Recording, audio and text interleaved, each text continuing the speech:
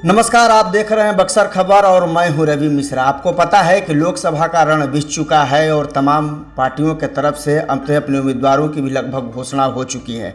अब बात है कि वोट को किस तरीके से जोड़ा जाए। हमारे साथ बीएसपी के प्रदेश प्रभारी अनिल सिंह आज बातचीत करने के लिए, उनसे समझने की कोशिश करेंगे कि बीएसपी की आखिर क्या तैयारी बिहार में। सबसे पहला सवाल तो ये है सर कि जिस तरीके से लोकसभा का चुनाव आ गया है और आप जिस तरीके से एक्टिव हो गए हैं, क्या माना जाए आप चुनाव लड़ रहे हैं?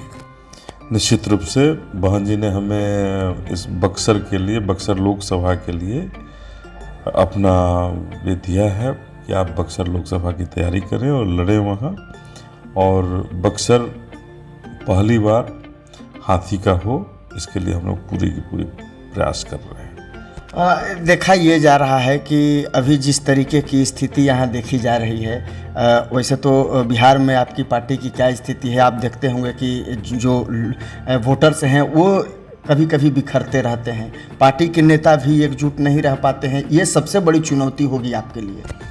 देखिए, बहुजन समाज पार्टी में नेताओं का बिखरने का सिलसिला आपने कभी नहीं सुना होगा, और न हमारे कैडर, जो हमारे बहुजन समाज पार्टी के जो कैडर हैं वो भी नहीं बिखरते। एक दौर था जिस दौर में साथ साथ विधायक भी बहुजन समाज पार्टी ने बनाने का काम किया, लेकिन उस 7 विधायक के बाद कुछ कमियां रही पार्टी के अंदर, जिसके कारण हमारा वोट का परसेंटेज डाउन हुआ, नीचे गया, इसमें कहीं कोई शंका नहीं है।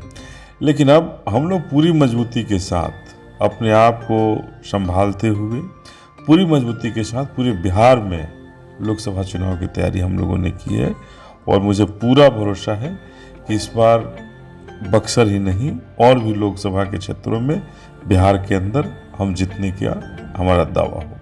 बक्सर लोकसभा सीट आज की डेट में हॉट सीट बन चुका है। आप देख रहे होंगे कि यहाँ जब चुनाव होते हैं तो एक त्रिकोणीय जो मुकाबला होता है, जो स्थिति बनती है वो बनती है। इस बार भी इस तरह की स्थिति दिख रही है। आपको क्या लगता है, चुनौती तो बड़ी होगी?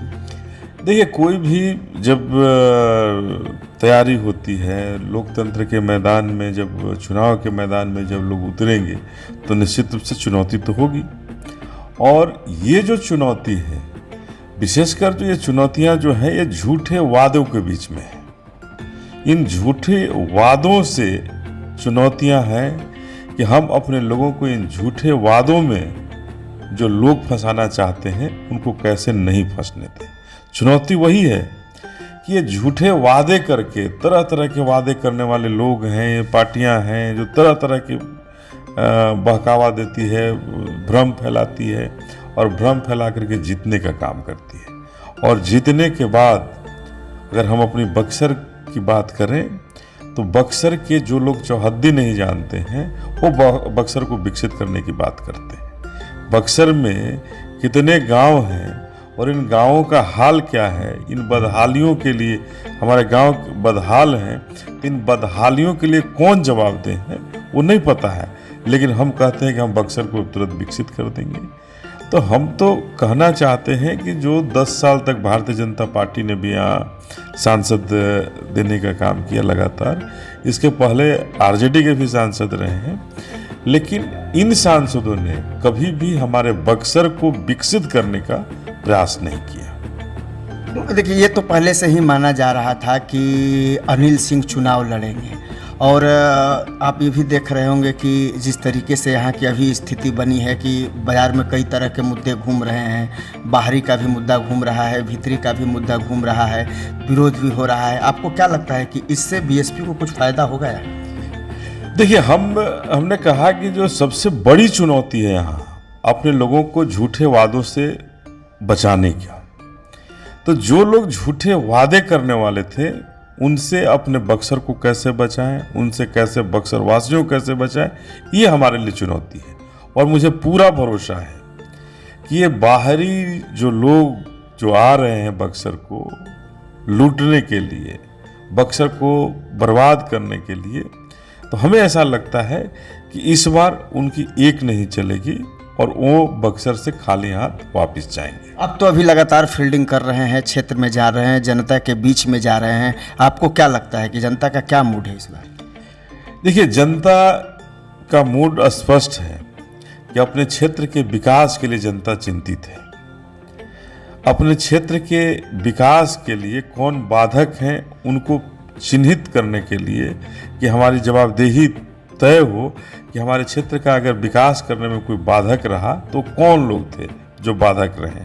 तो बक्सर के दिनारा के उधर रामगढ़ की जनता पूरी तरह से इस बात के लिए अपने लोगों को तलाश रही है कि हमारे विकास के बाधक कौन रहे हैं। हमारे बक्सर में अगर कोई कॉलेज नहीं खुल पाया तो किन परिस्थितियों में कोई विश्वविद्यालय नहीं खुल पाया, किन परिस्थितियों में कोई कॉलेज नहीं खुल पाया, हमारी बेटियों के लिए, बहनों के लिए कोई कॉलेज आज तक बक्सर में नहीं खुल पाया। तो ये कैसा बक्सर बना है। तो निश्चित रूप से मैं बक्सर का हूँ, मैं शर्मसार हूँ कि हम सब आखिर कैसा बक्सर के विकास की बात कर रहे हैं। अगर अनिल जी बात करें तो एक तौर पे आप जानते हैं कि बक्सर की जो सीट रही है लोकसभा की, वो पारंपरिक रूप से बीजेपी ही की सीट रही है। बीच में जगदानंद सिंह एक बार सांसद हुए थे। तो आपको क्या लगता है कि बीजेपी पहले बार भी विरोध हुआ था, इस बार भी विरोध हो रहा है, लेकिन जब अंत देखा जाता है तो मिला जुला करके सब कुछ ठीक कर लिया जाता है, तो इसका असर नहीं पड़ेगा? ये तो फिर ठीक ठाक हो जाएगा, तो फिर आप कहाँ रहेंगे? देखिए, ये आपने बीजेपी उम्मीदवार के बारे में कहा। मुझे उम्मीदवार कोई हो, आपका ये कहना है कि बीजेपी का एकाधिकार हो गया है बक्सर पर, इस बार एकाधिकार खत्म होगा। बक्सर में पहले भी बहुजन समाज पार्टी लगभग 3000 मतों से पीछे रही थी लोकसभा में। तो ये कहना कि हम भारतीय जनता पार्टी को यहाँ क्लीन स्वीप मिल जाएगा, ये कहना बहुत बड़ी बेईमानी होगी बक्सर की जनता के साथ। बक्सर में इस बार कहीं किसी भारतीय जनता पार्टी के लिए क्लीन स्वीप नहीं मिलने जा रही है। उन्हें बहुत ही संघर्ष करना पड़ेगा बराबर में आने के लिए। लेकिन चुनावी समीकरण में बहुत सारे जोड़ तोड़ देखे जाते हैं। आखिरी दम तक ये कोशिश होती है कि कैसे वोटरों को अपने पक्ष में किया जाए। तो चुनौती तो होती है, आखिर कैसे इसको? देखिए, हमने आपको चुनौती तो होगी ही, नहीं कैसे चुनौती है। आखिरी दौर तक झूठे वादों का बोलबाला चलेगा। जैसे पहली बार चला 15 लाख रुपए देने की वादा हुआ, 2 करोड़ नौकरियां देने का बात हुआ। अभी राजस्थान में जब चुनाव हो रहा था तो हमारी पार्टी लड़ रही थी राजस्थान में चुनाव, मैं भी वहां गया था, तो वहां 450 रुपये में गैस सिलेंडर देने की बात हुई। तो ये कहाँ मिला तो नहीं किसी को। चुनाव खत्म हुआ, सारे जुमला में बदल गए। पिछले बार हमें पूरा याद है, आपने भी यहाँ रिपोर्टिंग की थी बक्सर लोकसभा में, तो यहाँ बहुत सारे चौकीदार जिंदा हुए थे। पूरे भारतीय जनता पार्टी के लोग कहा कि मैं भी चौकीदार, मैं भी चौकीदार। तो इन चौकीदारों के रहते देश की न जाने कितनी कंपनियां बिक गई। इन चौकीदारों के रहते देश की न जाने कितनी कंपनियां बिक गई। इन कंपनियों को जो बेचने वाले लोग थे, क्या ये चौकीदार ही थे ना, जिन्होंने देश का तरक्की के लिए लिया था कि हम तरक्की करेंगे, चौकीदारी करेंगे, देश को बचाएंगे, और उन्होंने देश के कंपनियों को बेचने का काम किया। आज इनके खाते में हजारों करोड़ रुपए उन कंपनियों से आए जिन कंपनियों के यहाँ ईडी और सीबीआई का रेड हुआ। तो ये तो बताता है कि भारतीय जनता पार्टी कभी भी सत्ता लूट कर लेना चाहती है, जनता को बहका करके लेना चाहती है, और हमारे तमाम जनता को झूठे वादों में फंसा करके लेना चाहती है। तो इस बार बक्सर ही नहीं, पूरे भारत में इस बात की चिंता है। लोग समझ रहे हैं कि भारतीय जनता पार्टी के लोग कभी भी क्षेत्र के विकास की बात नहीं करते। लेकिन कहा तो ये जा रहा है कि जिस तरीके से पिछली बार मोदी जी की लहर थी, हवा थी, इस बार भी मोदी जी की लहर है, और मोदी जी विकास पुरुष के रूप में जाने जाते हैं, और मोदी जी के नेतृत्व में ही देश का विकास संभव है। अब आप मोदी जी के क्षेत्र में कौन से क्षेत्र में हमने विकास किया? हमारा तो सवाल है कि 10 साल में हम यहाँ सांसद के चुनाव लड़ने आए हैं। 10 साल में न तो यहाँ के स्थानीय सांसद अश्विनी चौबे जी थे। हमने 5 सवाल पूछा था कि 5 विकास का काम बता दें कि कौन सा 5 विकास का कार्य बक्सर के लिए उन्होंने किया, तो वो काम नहीं बता पाए। एक भी काम उन्होंने नहीं बता पाए। उन्होंने कहा कि जो हमारा विरोध करेगा वो मिट्टी में मिल जाएगा। तो हम पूछना चाहते हैं कि बक्सर के विकास के लिए आपने कौन सा काम किया था, और उसी तरह से भारत के विकास के लिए आप कहते हैं कि मैंने विश्व गुरु बना दिया। भारत में जीडीपी से ज़्यादा हमारा कर्ज बढ़ गया। आज जो व्यक्ति, जो बच्चा जन्म ले रहा है, वो कितने कर्ज में डूबा हुआ है। अगर हम उस कर्ज को अगर पूरे भारत के नागरिकों में बांटे तो कितने कर्ज में डूबा हुआ है। इस बार का चुनावी मुद्दा क्या होगा अनिल जी, आपको क्या लग रहा है? देखिए, मुझे पूरा भरोसा है कि इस बार का चुनावी मुद्दा क्षेत्र में विकास का मुद्दा होगा। इस बार का चुनावी मुद्दा नौकरियों का मुद्दा होगा, और इस बार का चुनावी मुद्दा महंगाई का मुद्दा होगा। और इस बार का चुनाव का जो मुद्दा है वो निश्चित रूप से बहुजन समाज के सम्मान और मान की लड़ाई का होगा, और संविधान बचाने का मुद्दा होगा। बीएसपी अपने आप को बक्सर में कितना मजबूत देखती है? देखिए, बक्सर में बीएसपी अपने आप को बहुत ही अच्छी स्थिति में देख रही है, मजबूत स्थिति में देख रही है, और मुझे पूरा भरोसा है कि आगे आने वाले दिनों में और भी मजबूत होगी।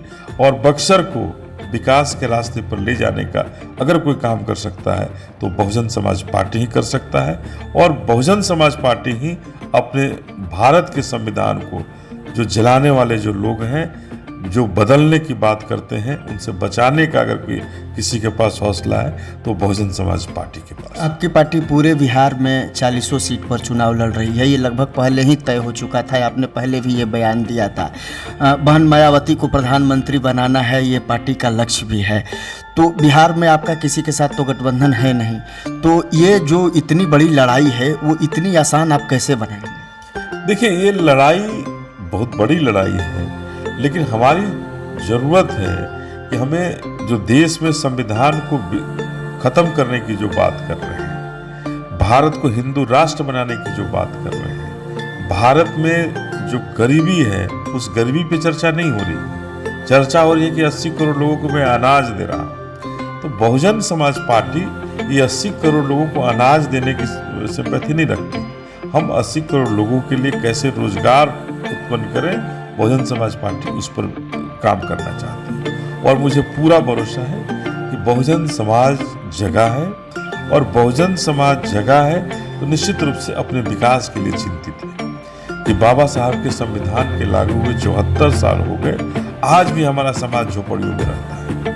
आज भी हमारे समाज के पास रहने का मकान तो नहीं है और रोजगार के लिए तरस रहा है। आज भी हमारे समाज के साथ छुआछूत की बीमारी है। इस छुआछूत की बीमारी को कैसे खत्म किया जाए, तो अगर खत्म कर सकता है तो बहुजन समाज पार्टी ही है जो इसका समाधान निकाल सके। ये आप लोगों का प्रशिक्षण शिविर भी होने वाला है राजगीर में 3 दिवसीय, उसको लेकर के क्या तैयारी? नहीं, ये तो हुआ था, राजगीर में पीछे हो चुका है, हम लोग का प्रशिक्षण शिविर हो चुका है, चुनाव के पहले हुआ था। लेकिन अभी जो हम लोग हैं, हम लोग अपने क्षेत्र में, हर क्षेत्र में काम हो रहा है, और संविधान को बचाने के लिए हर पंचायत में, बक्सर ही नहीं बिहार के हर पंचायत में कार्यक्रम हो रहा है कि हम अपने संविधान को कैसे बचाएं, उसके लिए लोगों को जागरूक करने की बातें होती हैं। बक्सर के लोगों को कैसे ये भरोसा हो कि नहीं, चूँकि लड़ाई तो ज़बरदस्त है, तिनकोनिया मुकाबला है, महागठबंधन से भी सुधाकर सिंह हैं और इधर से भी मिथिलेश तिवारी एनडीए के प्रत्याशी हैं, दोनों के बीच में टक्कर भी देखा जा रहा है। माना जा रहा है कि ददन पहलवान भी चुनाव लड़ेंगे, आपका तो कन्फर्म है कि चुनाव लड़ना है, तो निश्चित तौर पर कहीं ना कहीं ये जो खिचड़ी पकने वाली है, इस खिचड़ी में अपने आप को कैसे? देखिए, ये खिचड़ी जो आपने बात किया कि भारतीय जनता पार्टी लड़ रही है, राजद लड़ रही है, बहुजन समाज पार्टी लड़ रही है, तो मुकाबला त्रिकोणीय होगा। तो त्रिकोणीय हो सकता है कि आपको दिख रहा होगा त्रिकोणीय होगा, लेकिन इन दोनों पर ही हमारा बहुजन समाज पार्टी भारी पड़ेगा। और चूंकि कारण है कि जो 10 साल सांसद रहे, वो कभी भी किसी भी गाँव की तरफ दौरा नहीं किए, न चौकीदारी किए, और आज परिवार की बात कर रहे हैं। परिवार तो उसी को माना जाता है ना, कभी दुख में कभी उस परिवार में शामिल हुए। तो हमें तो नहीं लगता है कि भारतीय जनता पार्टी का कोई नेता बक्सर में किन्हीं को अगर कोई दुख हुआ हो तो उस दुख में जाकर के शामिल हुआ हो, न तो राजद के लोग शामिल हुए हो। बहुजन समाज पार्टी जरूर अपने लोगों के दुख में और सुख में शामिल रही है, और शामिल होकर के उन्हें हौसला देने का काम किया। आप प्रदेश प्रभारी हैं, इसलिए आपसे ये भी एक सवाल बनता है कि आप बक्सर से तो आपकी उम्मीदवारी है ही, इसके अलावा अगर आप पूरे बिहार में चुनाव लड़ रहे हैं, आपको क्या लगता है कि कितने सीटों का आंकड़ा है आपके पास? देखिए, हम लोग 40 सीट पर मजबूती से लड़ रहे हैं, और निश्चित रूप से हम दर्जनों सीट होगा, 1 दर्जन से 12 सीट से कम नहीं है, जहां हमारी स्थिति काफ़ी मजबूत है और मजबूती से हम लड़ करके अपने उम्मीदवार को उतारे हैं वहाँ, और उम्मीदवार निश्चित रूप से कुछ अच्छा रिजल्ट भी देंगे। तो आपको लगता है कि इस बार की जो चुनावी रण है उसमें आपकी भी बाजी मारने की संभावना प्रबल है और आप इसकी तैयारी में जुटे? देखिए, मैं बड़बोलापन वाली बात नहीं करता। हम क्षेत्र के विकास के लिए बक्सर में अगर कोई कॉलेज नहीं स्थापित हो पाया तो उसकी स्थापना के लिए कि हमारे बक्सर में कॉलेज हो, बक्सर में विश्वविद्यालय हो, जहां हमारे बाबा साहब की जो सोच थी कि सबसे पहले अपने लोगों को शिक्षित बनाना। तो अगर कॉलेज नहीं होगा, विश्वविद्यालय नहीं खुलेंगे हमारे यहाँ, कैसे लोग शिक्षित बनेंगे? बहन जी जब उत्तर प्रदेश की मुख्यमंत्री बनी थी तो न जाने कितने वहाँ कॉलेज खुले, विश्वविद्यालय खुले, और लोग उसमें पढ़ करके डॉक्टर बने, इंजीनियर बने, और बन करके विश्व में अपना नाम रोशन कर रहे हैं। तो हमारे बक्सर में क्यों आज तक नहीं हो पाया? बक्सर को लोग कहते हैं, कोई कहा कि राम की मंदिर हम बना देंगे, लेकिन मैं उनसे पूछना चाहता हूँ कि आप राम की मंदिर जरूर बना देंगे बक्सर में, मुझे राम से किसी तरह का कोई शिकायत नहीं है, लड़ाई नहीं है, बनना चाहिए, आस्था है तो बनना चाहिए, लेकिन राम मंदिर के साथ साथ बक्सर में एक अस्पताल क्यों नहीं बन पाया? एक अस्पताल के लिए बक्सर तड़प रहा है, बक्सर की आम आवाम तड़प रही है कि हमारे बक्सर में एक भी अस्पताल नहीं है जहां हमारे लोगों का इलाज हो सके। कभी जाए, हमारे लोगों का इलाज हो, जांच की सुविधा हो, दवाई मिल जाए, कोई अस्पताल नहीं साहब। भारतीय जनता पार्टी के लोग, यहाँ के जो सांसद थे, 8 साल स्वास्थ्य मंत्री रहे और एक अस्पताल वो नहीं दे पाए। हमारे इसी बक्सर में 3 रेलवे गुमटी है। बक्सर जिला की बात हम करते हैं, चौसा में है, इटारी में है, बक्सर से सटे हुए, डुमराव में है, ब्रह्मपुर में है। आज तक एक भी ओवरब्रिज हम नहीं बना पाए। इसके लिए कौन जवाब दे? किसी को तो जवाबदेही तय करनी चाहिए।